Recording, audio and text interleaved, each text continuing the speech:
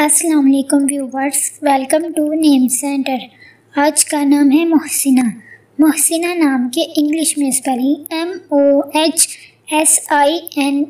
मोहसिना नाम का शुमार लड़कियों के नामों में होता है।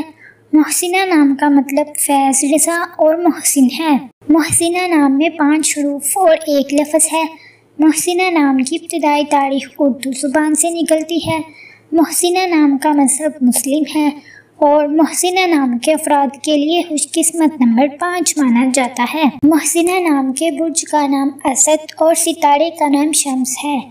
मोहसिना नाम के अफराद के लिए बेहतरीन वक़्त 9 PM से 11 PM तक है। मोहसिना नाम के अफराद के लिए बेहतरीन फूलों में सुर्ख गुलाब और गुले मरियम शामिल है। मोहसिना नाम के अफराद के लिए बेहतरीन दिनों में इतवार और मंगल शामिल है, जबकि बेहतरीन रंगों में सुर्ख, जंगनमा और हल्का सब्ज़ शामिल है। मोहसिना नाम के अफराद के लिए बेहतरीन पत्थरों में पखराज पत्थर शामिल है, जबकि खुशकिस्मती वाली धातुओं में हिस्सों के हिसाब से तांबा शामिल है। वीडियो को लाइक करें और चैनल को ज़रूर सब्सक्राइब करें। Thanks for watching.